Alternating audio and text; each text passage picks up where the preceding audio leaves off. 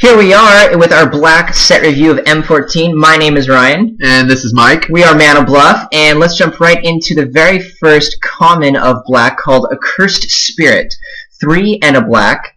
It is a 3/2 Intimidate creature. Super basic, solid black card. Yeah, dude, what do you say? It's a 3/2 with, I was going to say pseudo evasion, potential evasion. Yeah, potential evasion. Yeah. I mean, a little more than potential evasion, because, how many other black X decks or black decks are you going to be seeing? It's 3 power for 4 with, evasion-ish. I don't want tons of these at 4, and if I happen to have sweeter 4-drops in whatever color whatever cards you're going to see in this color or my other color, I'm stoked to get rid of it. At the same time, I'm not going, oh, bummer, I have, some whatever 3/2. Yeah, I mean, it's a 3 power 4-drop. Yeah. This kind of thing. I want to pick these up, second half of the pack just to fill out a deck for options. I'm not picking it highly. Very much true. And on to our next pick, it's Altar's Reap. It's 1 in a black, instant, common. As additional cost to cast Altar's Reap, sack a creature, draw 2 cards. Ooh, interesting. Black card draw. I like this. It's pretty. Yeah. It's spicy nonetheless. I mean, sacking a creature. That's what black does. I really like this card. We saw Sign in Blood in the past, which was a double black card draw spell where you paid life to draw cards. This one I actually like a little bit more, because it just gets you value out of a creature that's getting removed. You're never going to sacrifice a relevant creature on the board. This might hang out in your hand, but as soon as someone plays a trick while you're blocking something and then you're about to lose your creature anyway, go ahead with your 2 open mana, get rid of that creature that was going to die no matter what, and get 2 cards out of it. It's really sweet. Black gives you the option to do something with your creatures that got outclassed. I'll probably play one of these in all my black decks, possibly more if I see that there's some synergy with sacrificial elements in the black color, which tends to be the case. Yeah, I mean, exactly. Yeah. And since it's that common, you'll be able to do that. Exactly. The next card is Artificer's Hex, which just sounds cool. Yeah. Now, art is pretty sweet also. It's a single black enchantment aura at uncommon, and it's an enchant equipment, which is kind of unique and cool. And what it says is, at the beginning of your upkeep, if enchanted equipment is attached to a creature, destroy that creature. In essence, what we have is a sideboard equipment removal spell. What you're doing is you're negating someone's equipment. You're never picking this highly, and you're never main decking it, because we're probably not going to see a bunch of equipment. But if you have someone who has some really strong equipment, if miraculously the swords, Sword of Feast and Famine, sort of whatever, were in this deck, you are slamming this so you can deal with the mythic equipment. I'm not saying we're there. I don't even know what the equipments are on the set, but it's just a sideboard card. That's all it is. Yeah, if that. And it's not what the theme is kind of continuing of the sideboard cards that are, yay, sideboard cards, and meh, sideboard card. And then also the ones that are like, I guess sideboard card. This is one of the ones that's a meh sideboard card, maybe. I anticipate this being the sideboard card that you always, in the draft, go, oh, cool, I have a sideboard card, but you actually never sideboard into playing it. Exactly. That's how I felt about Mind Rot in the Return to Ravnica block. I probably picked it up 90% of the drafts I was in black with it. Oh, cool. And probably played it once. Yep. Yeah. So the next card we have is Blightcaster. It's 3 in a black, a 2/3. 2/3 creature for 3 in a black. It's an uncommon. Whenever you cast an enchantment spell, you may have target creature get -2/-2 until end of turn. The first card that I like that cares about enchantment. Yeah. This card is actually kind of sweet. So my first thought is we saw that white cared about enchantments, kind of, with that enchantment card and Auramancer. Yeah. And now we have Blightcaster. So if we think that maybe black is a strong enchantment color, then I might be more likely to care about Auramancer in white and play a white-black deck. Tends to be hard to do that because they're enemy colors. They don't really align enemy colors in core sets. Yeah. But this allows me to keep open for it. However, if we're not playing enchantments, this uncommon, I'm not stoked for it. 2/3 for 4 is a little overcosted on the vanilla test. Yep. So, yeah. Exactly. I mean, if you have some enchantments, you still don't necessarily even want to play it unless your enchantments are sweet and you happen to get one of these. Then it's okay, but even then, it's still just okay. Yeah. If you got a bunch of enchantments, hopefully you have the really cool enchantment deck, which we still haven't seen, so I don't care. This card is kind of a pass right now. I would much rather have our 3 black, 3/2 Intimidate Accursed Spirit over the Blightcaster. Most definitely. Our next common is Blood Bairn, as in like Bane, like the little baby. Bayern, how do you pronounce that? Whatever. Bayern. Bayern. 2 and a black for a 2/2, so an overcosted bear, but actually has a really great ability. When you sacrifice another creature, Blood Baron gets +2/+2 until end of turn. Sacrificing abilities are seemingly bad to newer players, but man, when you have that flexibility when you're in play, you can get rid of cards that are going to die anyway and get value. Being able to sacrifice in response to what an opponent is doing a creature is just super strong. Yeah, this is pretty sweet. I'm not picking this up early. I'm not sad if I don't have them. Nope. If I end up seeing one in the pack is, it's later on in the pack, 9th, 10th, and I'm like, man, I could see it. I'm gonna pick it up. This is still even the card that I'd be, oh, cool, I got to pick one up. I still might not even play. I disagree. If I picked it up, I'm probably playing it. I'm just not looking to pick it up, and I'm not picking it highly. But I think as a 3-drop, it's good. This is the kind of 3-drop I want in black. Fair enough.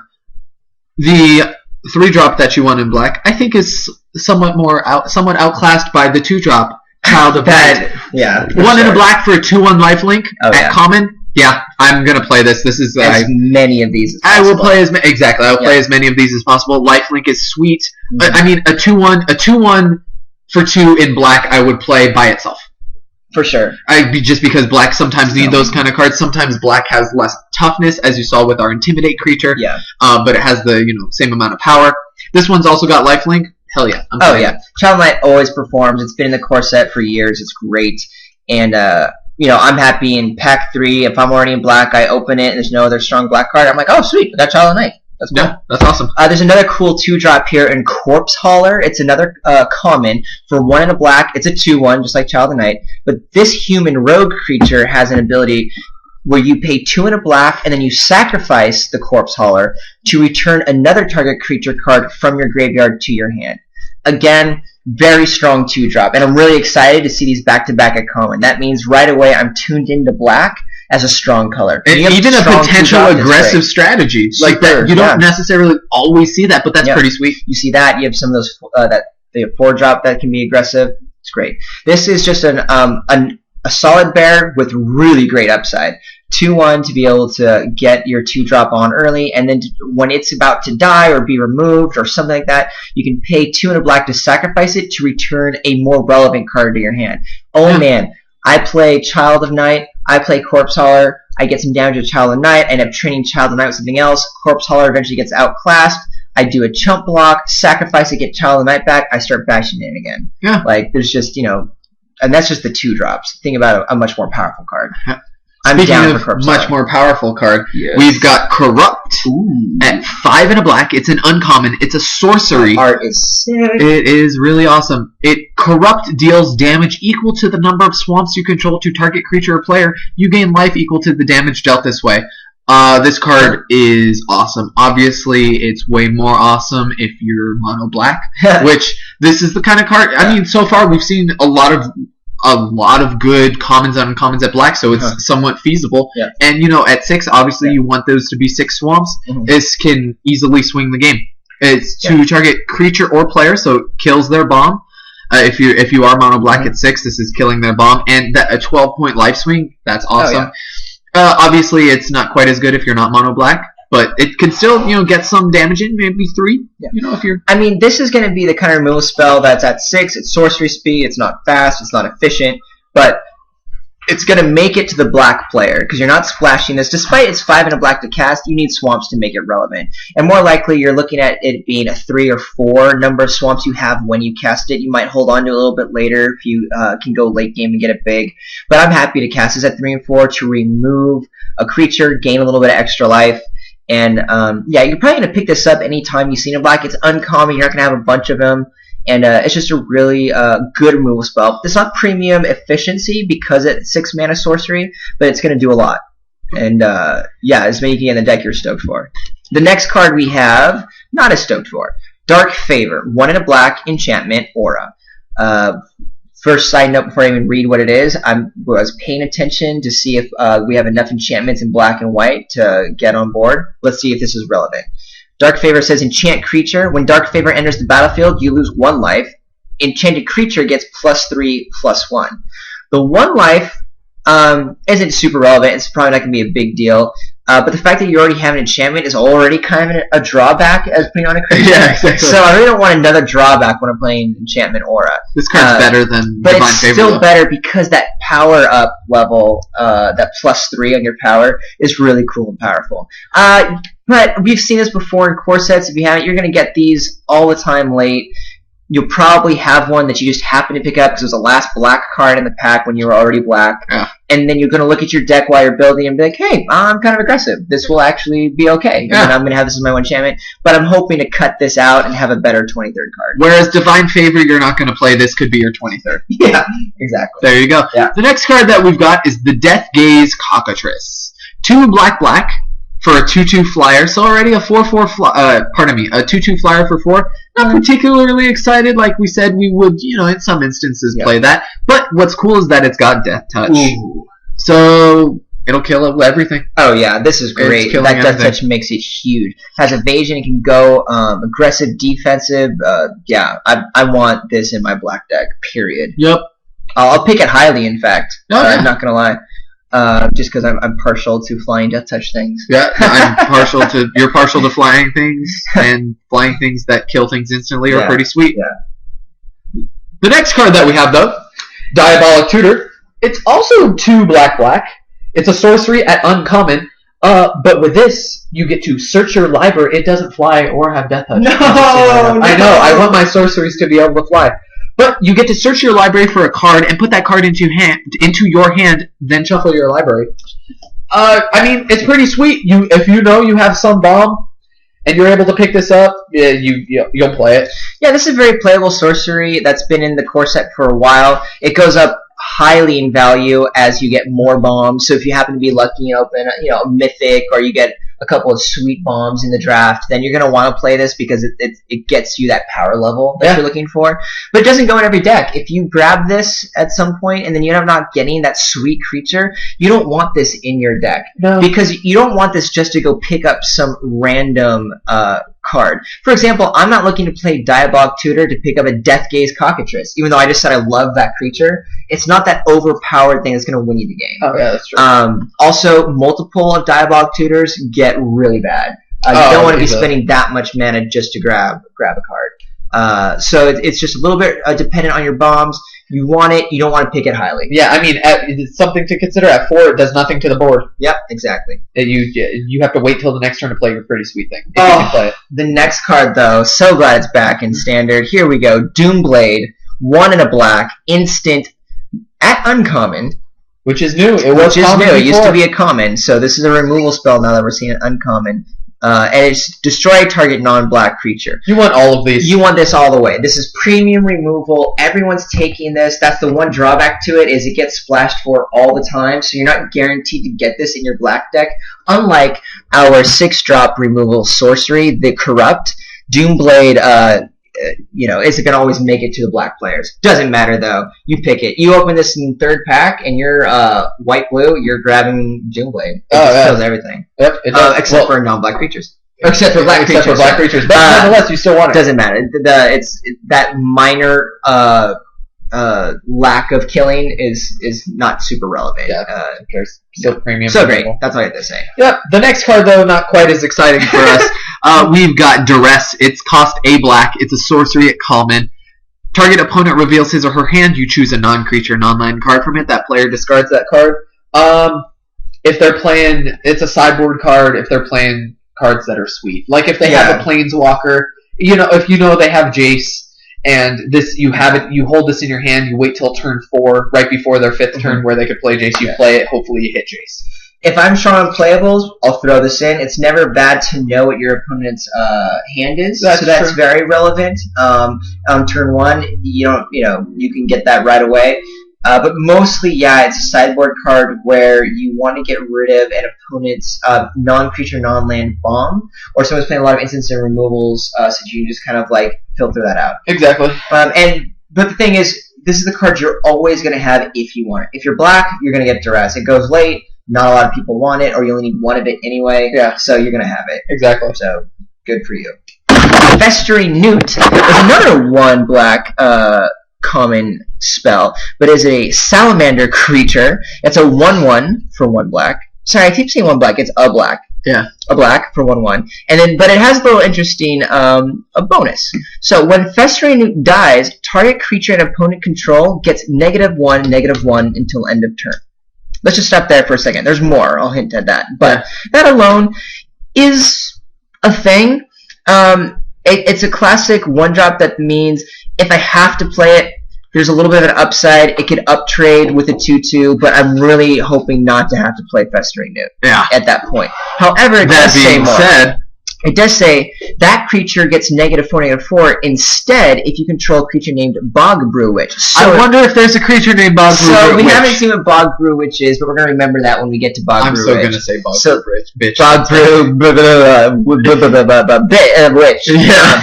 So, again, since this card isn't great, it's going to be going around. If you happen to have a Bog Brew Witch, you might pick it up. Obviously, what Bog Brew Witch is and what rarity it's at. Even if it's a rare card, I may not even want to be playing this because you're not going to reliably draw your rare every time. Yeah. So I'm not too sure. Yep.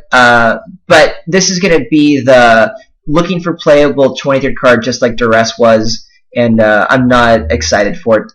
That being said, we have to see what Bog Brew Witch does. Yeah, exactly.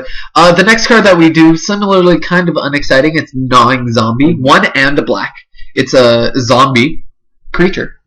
Surprise, surprise. Yeah, exactly. So it's uncommon. It's a 1/3. So generally, you know, your 1/3s for 2 you're not particularly excited about, but it has this potentially cool ability. 1 and a black and sack a creature. Target player loses a life and you gain 1. I think I like this card. I'm not saying it's awesome. I'm not saying you're first picking it, and it probably will go late enough where you can grab it and fill out your 2-drops. But that's what you do. You know, it's a 2-drop. We had some way better common 2-drops. This is uncommon in black with the Child of Night and that Corpse Bringer guy, whatever his name was. And this is fine. This comes to the ground. It does some blocking. It can even trade with some of those X1s. But later on in the game, it has a relevant ability. And any 2-drop that you start off doing something and then can do things later in the game is cool. You can sacrifice your creatures to finish someone out if you need just the last couple points of damage down. Or again, a sacrifice outlet is always relevant to mess with an opponent's strategy. Or if something happens to be dying, you pay 2 mana to get a little bit of bonus. Exactly. So playable, but not a high pick. Speaking of a little bit of bonus, we've got Liturgy of Blood. It's 3 black for a sorcery at common. So, you know, alright, 5-drop sorcery. Yeah. Destroy target creature. Already pretty sweet. Okay. You know, in all honesty, if that's all it said, I'm playing it. I'm still playing it. It's a removal spell. It's a pretty sweet. There's it's no conditions. And if you're in black, you're going to get it because it's double black. Exactly. So it makes it to its right player. It's also got this cool little addition where you add black. That's 3 black mana to your mana pool. That's great, and that allows you to get to 5 mana, play that, and maybe follow up with something else. A lot of times, it probably won't do anything else for you. But it doesn't matter. It's gravy because again, we're playing it for the first 3 words: destroy target creature. Exactly, and I would gladly play it. Yeah. I'd play multiples of this. Yeah, you don't get this kind of like carte blanche unconditional removal. I mean, at 5, that's actually just insane to be honest. I mean, yeah, it's a sorcery. Yeah, it's 5, and we, you know, might want to Doomblade or from last core set Murder, the instant 1 black destroy target creature. But I ain't complaining. This is a great removal spell. First pick it. Exactly. Mark of the Vampire is a 3 and a black. Enchantment Aura. Okay, another enchantment at common. This enchant creature says enchant creature gets +2/+2 and has lifelink. Now this is the first real enchant creature that I'm a big fan of, and here's why. The auras that I want to put on my creatures are ones that really do something nasty when you cast it. You hold on to it, your opponent taps out, you smash this enchantment on a creature, it gets huge, it has lifelink. Suddenly your bear becomes a 4/4 lifelinker. You swing in, they can't block, you take out 4 of their life, you gain 4 life. It's a whole new game, even if they kill that creature when they untap. Yeah, exactly. Now, that being said, I was very passionate talking about that card. It's still an enchantment aura. You can still be gotten. It's not exactly your first pickable, but it's in the first 5 picks. If you're seeing this later than that, something's wrong, and you need to be in black. Exactly. No, it's totally true. It falls victim to Is Victim of the Night in that set? I don't know. No. Oh my gosh, I hate puns I so don't much. think I love Victim of them. the Night is this set. But nonetheless, Mark of the Vampire falls victim to the same type of problems that all enchantments all auras do. All auras. You can destroy the thing in response, but you play conservative, you play good, But people, because of that, shy away from Mark of the Vampire a lot, because, not beginners, but kind of people starting to get better go, oh no, I'll never play an aura. It gets a 2-for-1 right away. But man, if you play your aura right, that is a powerful aura. Oh yeah, definitely. Yeah. Next card is... Speaking of a card that you more often than not grab, I'm going to sideboard this, but don't play. Mind Rot. That's what I was talking about. Yep, 2 and a black. Discard. Target player discards 2 cards. From what I hear and from the way it plays, Mind Rot's somewhat, I don't know, somewhat better in the core set. And at least based on, so far, we're kind of at the point where we're like halfway through. Yeah. So far, I haven't seen necessarily the more, we're going to be getting into somewhat more aggressive with red, but I haven't seen the necessarily aggressive strategy, and, Mind Rot, discarding sucks. Mind Rot is all about the format, because there's some formats where people won't have cards in hand when you want to cast this, so it does nothing. There's other formats where when you have Mind Rot and you have the mana available, it'll always get something. Yep. This currently, halfway through the set, looks like this is a format where it's going to be much more main deckable, not sideboardable. Exactly. It looks like a slower format, which would be cool. I'm stoked for that. We've had a lot of aggression recently. I'm down for I like it. Not everything about 2-drops. Yep. And much like Ryan introduced the card, at least initially, the next card is... Minotaur Abomination. A 4 black zombie Minotaur creature. I'm playing because it's a zombie Minotaur, period. Yeah. But this common dude is just a vanilla dude. He's a 4/6. So for 6 mana, you get a 4/6. Not exciting. You want something way better in your 6-drop slot, but I guarantee you he's going to make my black decks when I just don't have anything else there. Yeah, I mean, black sometimes has underpowered creatures in some for the mana cost, because sometimes their spells or the creatures do crazy things. Yeah. So it's a black creature. Yeah, it's okay. But man, 4/6 is big, and it's not like it's at 7 where it's uncastable. So I mean, I'm down to have a 4/6 beater. Yeah. I just want something a little bit better going on at 6 than just a vanilla 4/6. Yeah, speaking of something better at 6, granted this is 5, the Nightwing Shade for 4 and a black. It's a shade, so we know what it might be doing. It's a common. Yep, it's a 2/2 common flyer for 5, which is that kind of sucks. That's kind of for 1 and a black, Nightwing Shade gets +1/+1 until end of turn. I love pumpers. Yeah, it's pretty sweet. I mean, this is that common, so it's going to be a higher casting cost. Otherwise, it would be too cheap. You'd have to go to uncommon to get something a little, less than 5. But I like these. You're going to want 1, maybe 2 of these in your deck. But that's it. But solid 5-drop. Oh yeah, definitely. All about it. And I love mana sinks, especially one like this where it has flying. That's what's so key about this card. A lot of times you see shades, they have pumps, but they don't have flying, so they can get in, but then you just chump for days. If you have chump blockers, the shade's not doing much. Yeah. Dude, this flyer, boom, it can get big. Oh yeah. It can bash in for some especially 5 the next turn if you have to play another land. You've got 6, assuming you've got at least 3 mountains. 3 swamps. Yeah. It becomes a 5/5. You got a 5/5 flyer on turn 6, and that's not unheard of for what it's doing. If you have no cards in hand by 6, which hopefully you've kind of curved out, you've done some good things. Yeah. Boom. I mean, that shade gets nasty late game. And not irrelevant on its own as a 2/2 flyer. Next we have Quag Sickness. Interesting. 2 and a black for an enchantment aura, another aura in black. I'm thinking now black-white is the enchantment deck if I care about the enchantments. Yep. So far I don't, but if that's what I'm doing, black-white is where Auramancer shines. Now, Quag Sickness 2 black enchantment aura. That enchant creature says enchanted creature gets -1/-1 for each swamp you control. Oh, never mind. This is a removal spell. Yeah. And I love it. So this is wonderful. We've seen these before, like conditional -1/-1s that go up based on different things. In this case, it's your swamps. So I love that this is a removal spell that only black mages want. It's going to get to the people playing black, unlike Doomblade. And for the most part, if you're playing on turn 3, it's at least a -2/-2. You can take out bombs later because it's going to get a couple of swamps online. Great removal spell. Not Doomblade tier 1, but so excited to play Mono Black. I am so excited. I will draft Mono Black at least a couple times. If you are the only black drafter, which that happens in wonky drafts. Not even necessarily the only black drafter. You can still get, because the powerful Mono Black spells are cards that other black drafters might not necessarily want. You could fill it out with, even if it's just beef. But if you got 2 of the Quag Sicknesses, At mono black, I mean, -3/-3 for 3. That's pretty sweet. Promise me now you will screenshot me the mono black deck you draft, and we'll see if that happens in M14. All right, that is not a challenge. That is it's a promise. It's a promise on my part. For me. I can't wait to see that deck. And nonetheless, a pretty sweet card. Oh, the next deck. The Sengir Vampire. Sengir Vampire. 3 black, so another 5-drop up there.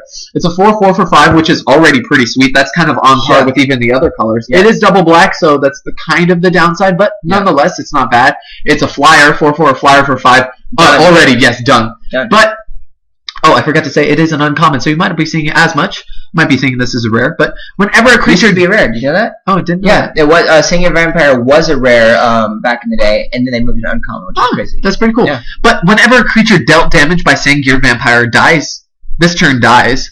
Put a +1/+1 counter on the Sengir Vampire. Oh, so he gets bigger. Life. Yeah. Not a downside, which I would assume is something else at uncommon. Nope, just gets huge. Yeah, cool. Awesome. First pickable. Done. Oh, easily. This is better than many rares and mythic rares, to be honest. This is something that you open it, you grab it. If it's passed to you, you go into black. Yep. That's simple. It's better than the Sarah Angel. Would you? Oh, I definitely would pick the Vampire over Sarah Angel. Yeah. Would you pick this or Doomblade? Doomblade. Doomblade? Yeah.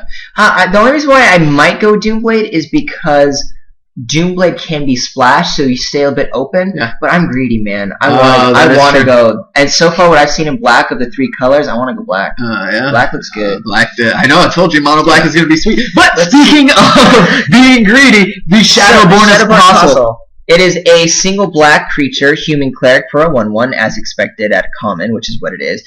But it says a deck can have any number of cards named Shadowborn Apostle. Okay, sweet. So that doesn't really matter in limited too much, but because you can always have as many as you draft. But it has this ability: you pay 1 black, and then you sacrifice 6 creatures named Shadowborn Apostle to search your library for a demon creature card and put it onto the battlefield. Then shuffle your library. Okay, so spoiler alert. Oh no, can I?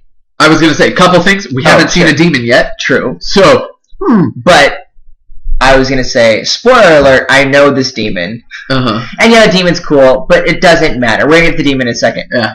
It doesn't matter. You don't want to have 6 creatures of Shadowborn Apostle in order to get this demon out in limited. Yeah, you're gonna die. You're gonna die before that happens. So this card is just unplayable in limited. You may not even see that many in draft despite it being common. And since they do nothing on their own, it's just a waste of life. You're more likely to draw the demon if you even have it in your deck. Yeah, that's true. Yeah. Next card, we've got Shrivel. Oh, how sad. 1 in a black for a common sorcery. Sad name. All creatures get -1/-1 until end of turn. Interesting. Got a lot of ways to deal with X1s thus far, especially in black, so that's pretty cool. We haven't seen we've seen actually a fair amount of, unfortunately, they've all been 1/1s, but X1 type creatures. So deals with them. Granted, it's at sorcery speed, which this card would be really sweet if it was an instant. But that's why it's a common. But no, I was going to say no, it makes combat interesting. No, all creatures get -1/-1 until end of turn. In my opinion, I'm not playing this card. Yeah.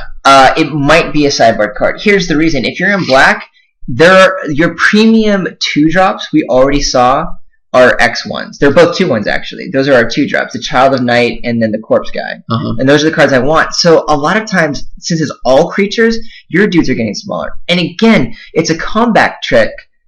Or again, it's not a combat trick, so you're not going to get anybody from weird blocks and stuff. And since it's all creatures, it's your guys too. Yeah. So this is pretty much unplayable, maybe sideboardable if you happen to have a deck without that, and you see a deck that has a lot of X1s against you. Yeah. And since it's common, you're going to see this in black, and you're going to probably have that incidental sideboard card when you want it. Most definitely. That's it. Tenacious Dead is our next one. Is our next creature at uncommon. It's a single black for a 1/1, and when Tenacious Dead dies, you may pay 1 in a black. If you do, return to the battlefield tapped under its owner's control. I am not a fan of this card. Now, there could be formats in which a renewable creature is very relevant and you can keep your block on and get a control going, but the fact that... You can't keep your block on. It enters tapped. Well, I was gonna say, yeah. When you have renewal, like either regenerate or like a return to the battlefield thing, that tends to be the case. But the fact that you have to have it come tapped means you have to have 2 mana available on your opponent's turn, as in after combat during your turn, and all these other things going on. It's so situational, and at a 1/1, it's not doing a whole lot. I don't care about this card. Some synergies with the sack effects we've seen. The Baron. The Drainer. It's not great. No, I know. I'm not great. I'm just saying, there's potential there, is all I'm saying. I grimaced there, by the way, for people listening. Yeah. I was like, whatever. Yeah, you're still not picking this up. Yeah, it's just that just hasn't been anything to see a synergy to abuse this. Yep. If I see a synergy for that, I'm down. Yeah. And, speaking of synergy, the only reason I say that, we've got the Undead Minotaur. 2 and a black, it's a common, a zombie Minotaur. Hey, we already had one of those. It's a 2/3 zombie Minotaur for 2 and a black. Oh, wait! The other Minotaur was 2 zombie Minotaurs put together for 4 black, and it was a 4/6. So this is just that one cut. This is just happens. Zombie Minotaur. Yeah. And they're both vanilla creatures. Yeah. Although this guy, I have to say, I like a lot better. I do. 3 for 3, always serviceable. You're going to get this in black. You're going to want this in black, because even though you wish you had better 3-drops, you're just going to need this. Yeah. And it's great. It's good. Serviceable 2/3. Unlimited. Never go wrong. Exactly. Our next card is called Vampire Warlord. It's an uncommon for 4 and a black. It's a vampire warrior, which excites me. It's a 4/2, which is a little underpowered for 4 and a black, but not horrible. I'm down to play this already. I'm hoping for something else going on, and I have that. It says sacrifice another creature, regenerate Vampire Warlord. Now, that's rough, but again, we're talking about sacrifice outlets tend to do great things in the world of Limited. Yeah. It gives you options, and it allows gameplay to be fun. And on top of that, this Warlord pretty much allows you to trade your really weak outclassed 2/2 creature for something much more powerful, because the Warlord at 4 power is going to be able to attack with threat of activation.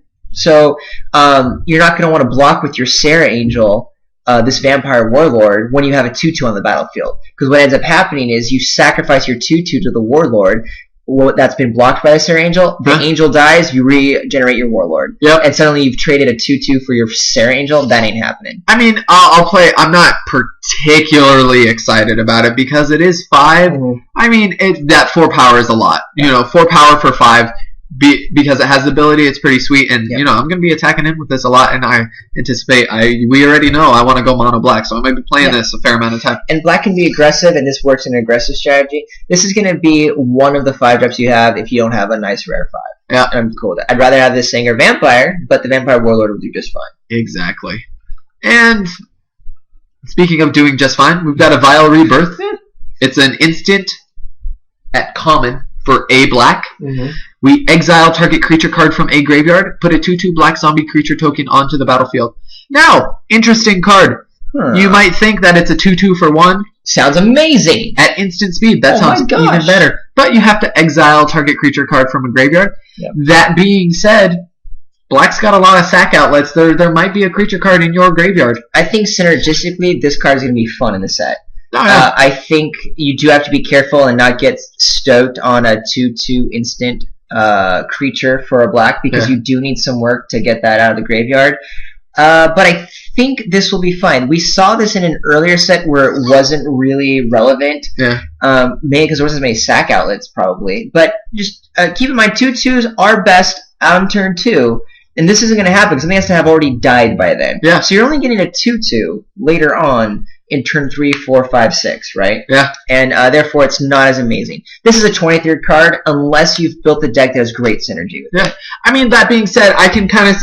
This isn't actually... Since they're all commons, this isn't necessarily Magic, Magic Christmas Land. But, you attack with the Blood Baron. For whatever reason they don't block, you have another creature, you sack that. And then, after the sack, you play this, and instant speed, you get a 2/2, you sack that to give another, So your Blood Baron's attacking in for a bunch. It happens. It's not magical Christmas Land. It's also not particularly exciting, but, it's a thing. I think it's a utility card that is going to be in a deck that wants it. That's it. Fair enough. I'm much more excited by Ring Flesh for a single black instant. Same casting cost, also common. And this is target creature gets -3, -1 until end of turn. It is a removal spell for a nice early drop as an X1. Also, it is a combat trick that black doesn't normally get. So the versatility in it is absolutely amazing.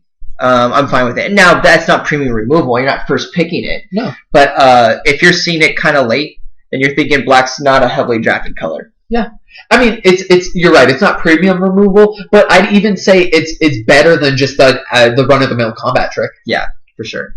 Because it can act as that removal, and it's I mean that kind of power toughness swing. Oh yeah, that's huge. Oh yeah, that's huge. So it's trying to tempt you out. You're like, oh no, sorry, you didn't get that 3 points in, or you are able to combat trick something into oblivion, or just get rid of something and finish it off. Yeah, I mean, you think about it. Your potential 1 or 2 drop will trade for their 5 drop. Exactly. With that power toughness swing. Yeah. So overall, black is the most exciting color we've seen in the first 3. I'm really excited for it, mainly because the 2s and 3s are really solid. Great 2 drops, nice utility 3 drops. We got a great Singer Vampire uncommon. Obviously, black is going to be known for its removal, and it delivered. Yeah. You've got the Doomblade, that's going to be, splash, but you're probably going to still get 1 or 2 in black if you're lucky. You have a Ring Flesh. It's uncommon. You have 2 6-drop removal spells that you're going to see in black because only black's going to want it. And with great creatures, I'm looking forward to it. That's true. Yeah, that's true. I mean, overall, just much like Ryan said, black's got the most utility in general. I could see it being a super strong base color. Yeah. I could also see it being, kind of not even necessarily just a base color, but it's got a really good filler. And I'm saying now, mono black is going to be a thing. You can get mono black done. You get the corrupts early. Uh-huh. You get the quag sickness early. Mm-hmm. Yeah, and the creatures aren't necessarily the best, but you got that super removal. You might be getting multiple corrupts. I think there's a potential for it to be a thing. I'm excited to build a black-blue aggro deck, which normally is not the color of aggro. Blue-black is always control. Yeah. But with Mark of the Vampire, a bunch of flyers in blue, some really good 2 and 3 creatures at common in black. Yeah. And then this, a nice 4-drop Death Gaze Cockatrice that we have here, and the flyer Death Touch, and then of course all the removal and tempo swings that blue and black combination offers. I am gonna bash down with blue and black, finish off any bombs they might have with my super sweet 6-drop black removals, and just destroy them if they know what's going on with a Mark of the Vampire or a Singer Vampire. Yeah. That's my game plan. That actually seems pretty sweet. Super fun. Not even a single rare or mythic in sight. Yeah. That's also why mono black could also work, because look at just the raw power level at the commons and uncommon slot. You don't need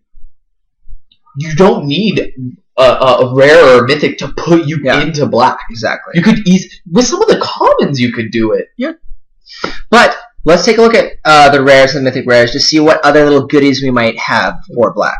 All right, we are here with the rares and mythic rares of black in M14. The first one, Bog Brew Witch.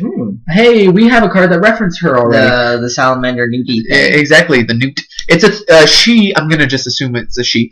3/4. Pardon me. A 1/3 for 3 and a black. She's at rare. She's got 2 and tap. Search your library for a card named Fester Newt or Bubbling Cauldron, which we haven't seen that one yet. Interesting. Put that card into the battlefield tapped, then shuffle your library.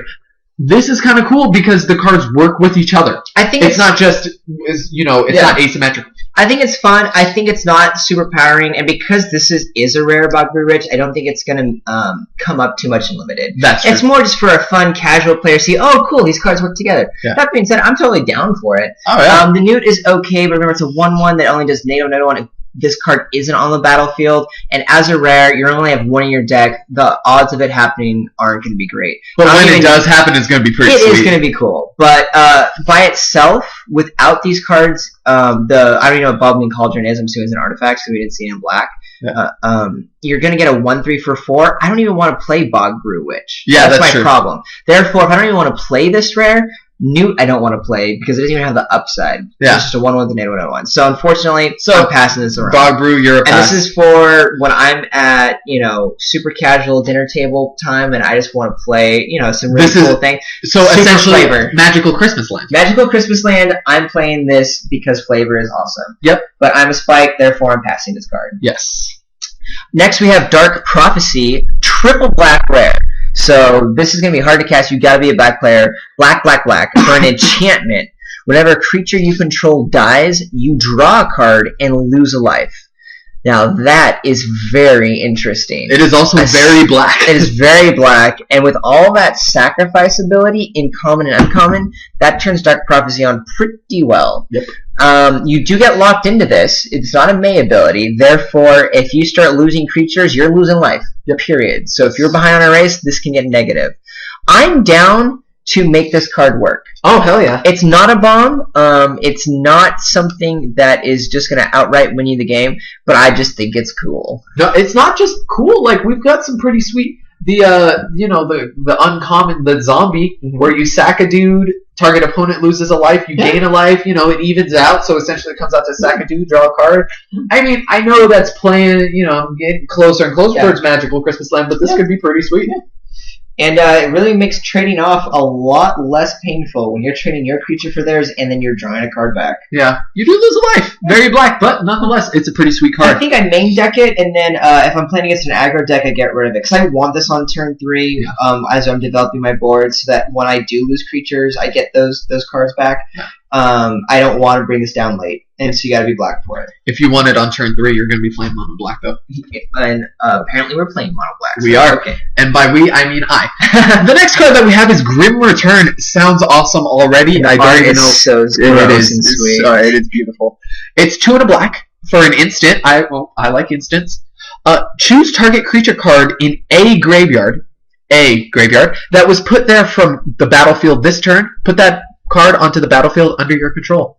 Ooh, that's pretty sweet. That's pretty exciting. Any creature that died this turn, put it into the battlefield under my control. Yeah. I think it's really fun. I'm not first picking this over Doomblade. No.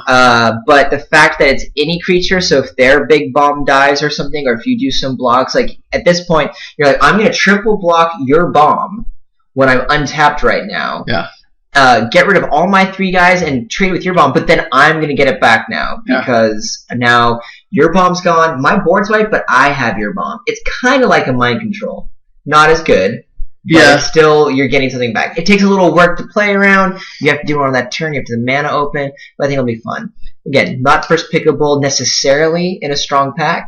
But, I think it can be super powerful. But it definitely has the power level that with skill it can get... be amazing. It can get you there. So I like it, especially the flavor of black. I'm a fan of it. Yeah. But it's if you're going just for pure value, you're gonna pick the Doomblade over this. Oh yeah, of course. And speaking of just really cool, this next card seems pretty sweet. I'm just looking at it. Lifebane Zombie is 1 black for a 3/1 zombie warrior. It has Intimidate, which is kind of relevant. And this is the that cycle of where it cares about enemy colors. And this says when Lifebane Zombie enters the battlefield, target opponent reveals his or her hand. You choose a green or white creature card from it and exile that card. This card is sweet. So far, my favorite. Really? Interesting. So far, my favorite. I am not that excited by it. What? Here's the deal. It is it is a for 3/1 Intimidate, which is good. Yeah.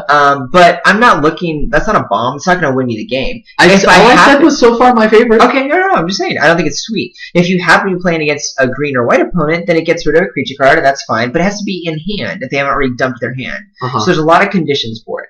I think if I'm already black, I'll pick this as a nice 3-drop. Yeah. But I'm not first picking it to go into black. And I'm not taking this, if I see this late, I'm not necessarily seeing it as a signal to go black. Huh. Interesting. Yeah. Interesting. I like the 3 power at 3. That's good, but with just 1 toughness, I'm not stoked. And Intimidate, though that can be evasion, it's not guaranteed. Yeah, it's true, but damn, That's fine. It's definitely fine. I'm playing mono black. It's a solid 3-drop. But it's nothing amazing and rare. I don't think you should get caught up on the rarity of these guys. Oh, no, I'm not getting caught up. I think it's a super solid. Okay, cool. Super solid. Super solid. Yeah, the next card, super solid. It's Liliana of the Dark Realms. Whatever. It's a Planeswalker. Planeswalkers are always sweet, especially ones that kind of do things. I mean, Liliana, she's cool. 2 black. Same Liliana that was in M13. She starts with 3 loyalty counters. Her +1 is search for a swamp, making mono black just a little bit better. I mean, if you have Liliana, even if you're not mono black, who cares? Her -3, -X, or +X equal to the number to target creature, equal to the number of swamps, or her -6s, you get an emblem where swamps add 4 black mana. She's pretty sweet. Yeah, the most relevant thing is the -3. It also thins out your deck and does stuff. It's probably one of the weaker planeswalkers, but I don't want that to like be a, oh no, don't play this. Doesn't matter. It's a planeswalker. You're getting a recurrent value. You're going to get more mana from her by your +1 and thin your deck out to get more relevant spells later. And on top of that, it's going to at least be a removal spell on with 4 mana, because you're going to be able to take out something, or you can even win the game with a plus activation on one of your creatures that's getting through the flyer or an intimidate creature. Yeah, so it's good. Liliana, she's pretty sweet. Liliana's Reaver is also 2 black, and this creature zombie is a 4/3 with Death Touch, which is awesome. That already see that is insane. Yeah. Way better than the zombie we saw before at 3, in my opinion. I totally agree. You go. So, but also there's more to it. When Liliana's Reaver deals combat damage to a player, that player discards a card, and you put a 2/2 black zombie creature token onto the battlefield tapped. Dang. Yeah. This card is awesome. I honestly would probably want the Reaver over Liliana. I think the Liliana's Reaver is better than 4/3 Death Touch, so sweet. And then being able to, when it connects, get another creature out of it every time is just insane. Yeah. First pickable for sure. Oh yeah, I mean 4 power at 4, that's always awesome, and that's something black doesn't often. You rarely see that outside of green. Yeah, exactly. So that's sweet. And continuing the mono black trend, we've got Nightmare. It's a Nightmare horse. Interesting that Nightmare is a creature type. Nightmare horse. No, this is a classic card with new art. I love it. Yeah, it's 5 and a black for a star flyer. What is that? Oh, star. Nightmare's power and toughness are each equal to the number of swamps you control. Dang. You're mono black. You're at 6. It's a 6/6 flyer for 6. Yeah, although more realistically, 2 colors. You're putting it down on 6. It might be a 3/3 or a 4/4 flyer for 6, but it keeps getting bigger as you go. As you play swamps. But even then, like if I'm regularly at 6 and on half of that it's 3/3 flyer, I'm not bummed. It's not exactly amazing. But again, you're picking this up maybe early. It's a great 6-drop. The fact that it has flying is insane. That's true. Because it's going to come down and be useful. Because it's going to probably at 6 be at least a 3/3 if you're in black, right? And then on top of that, it's just going to allow you to maybe get a few points in, maybe kill a few flyers that were putting some pressure on you. And then in a turn or two, when you add that 4th swamp, then that 5th swamp, and then heaven forbid, holy God, that 6th and 7th swamp. Dang. Magical Christmas Land. Magical Christmas Land. I love it. And it's not unheard of to get there when you have Nightmare on the battlefield. Yep. Speaking of Magical Christmas Land. Ooh, Rise of the Dark Realms. What the hell? Oh, yeah, 7 black. So this is a 9-drop. I don't even care what it says. We're not playing this in limited. But it is a mythic sorcery. It says, put all creature cards from all graveyards onto the battlefield under your control. Alright, super fun. It's great if you can cast it. It's never going to be cast. I'm not picking this card. In all honesty, it's still not even all that great, even in limited. Do you know what I mean? Yeah, it's 9 mana, so maybe by then a lot of creatures have died, but you're probably dead, and if you're not, meh. You know what I mean? So you have a bunch of creatures. I mean, that will win you the game if you're, like, at your 1 life. You've been just dying for that last mana to get there. But still, it's just, I don't want to play it. Yeah, 9 mana. That takes so long to get there. Speaking of another unplayable and limited, we've got Sanguine Bond. It's 3 black for a rare enchantment. Whenever you gain life, target opponent loses that much life. Yeah, we saw very little life gain besides that one Child of Night for lifelink. So this is going to be comboed with the white deck. The black-white life gain deck, potential. Granted, this isn't rare. It's a rare. It's an enchant. It's not. You're not going to be doing much. And yeah, you get that infinite combo in some constructed things where it's like. I'm picking the land over this enchantment. Yeah, that regularly happens with this card. That's that. Yep. Next, we have Shadowborn Demon, which is the demon I think was being referred to by that 1/1 for black. What's a Shadowborn Apostle? It was a Shadowborn Apostle. So Shadowborn Demon is 3 black for Mythic Demon. It's a 5/6 flyer. Yeah, Mythic. That's what I'm looking for. It says, when Shadowborn Demon enters the battlefield, destroy target non-demon creature. Okay, so what's really cool about this is it doesn't destroy itself if there's no creature on the battlefield. Worst case scenario, your opponent has no creatures on the battlefield and you have a couple and you just sacrifice one of your dudes. Who cares? Because for 5 mana, you're getting a 5/6 flyer. All good. True. But there's more to the Shadowborn Demon. At the beginning of your upkeep, if there are fewer than 6 creature cards in your graveyard, sacrifice a creature. Now that's where it gets a little hairy, because you can have to sacrifice Demon to itself if you don't have this ability. But that's the classic flavor of demons. You get a super overpowered flyer, 5/6 for 5, and there's a drawback.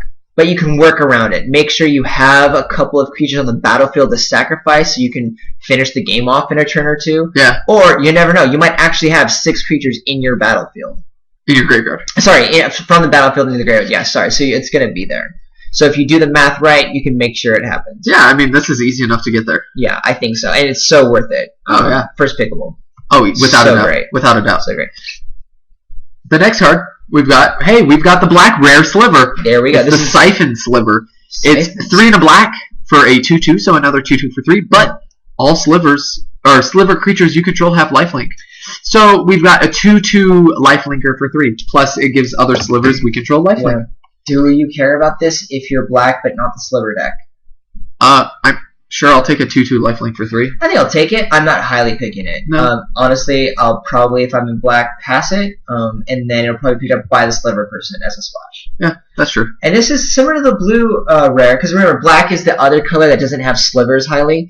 And it's similar to the blue one, which was the 1/1 for a blue flyer. Better. The blue one's way better. Yeah, but you're also not playing it in the blue deck by itself with of slivers. course. And it's going to be splashed into the sliver deck. But even then, I'm not stoked on either of these slivers for splashes. If I'm doing heavy slivers, I don't care much about trying to splash an extra card to give my slivers flying or to give my slivers lifelink. Yeah.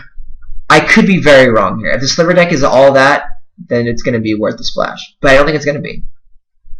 Our last black rare here is Zathrid Necromancer, which has got to be cool because I love both things, Zathrid and Necromancy. It's a 2 black human wizard. That's a 2/2. Little overcosted 2/2. It's rare. It's got to have more going on. And that is whenever Zathrid Necromancer or another human creature you control dies, put a 2/2 black zombie creature token onto the battlefield tapped. I'm really not excited by that tapped ability, or that tapped drawback, but I still think it could be relevant enough, especially in black-white, where we're going to see a few more humans. A few more humans? That half of white was humans. Was it half? Yeah, it was something ridiculous. There's a lot of humans. But that means I'm not first picking this. I'm not, again, I still don't think white is a color I want to be in, despite the fact that it looks like black-white is much more synergistic than you would expect from enemy colors. Yeah. And it's more like if I'm already in that archetype, then I'll pick it up and know that the Necromancer is going to be good in my deck. But I'm not looking to make a black-white deck out of this. That's true. It's an archetype, though. And we should talk about this at the end of this black mythic rare and for the black set review. I think we found where if there's going to be an enchantment deck, it's going to lie. Yeah. It's going to be black-white. I'm personally not a fan of it. I still don't think there's enough power level in the enchantments to make it viable. But if you go black-white and your draft's getting just kind of screwed, or you just love to go deep, go for it. Have a blast and enjoy fun and enjoy your first round of playing. Yeah, there you go. Exactly. So there you go. But that's just the only thing I can note from that. Yeah, I mean, there's the potential for it to be pretty cool. Yeah. The Zathrid Necromancer. If you see it and you're like, all right, I'm gonna go black-white. I'm gonna be drafting some humans. But it's not a bomb. I don't want it early. Yeah. Cool. So that's our black set review. We're gonna come back in just a moment on another video with red. My name is Ryan. My name's Mike. We're Mana Bluff. Check it out on www.manabluff.com.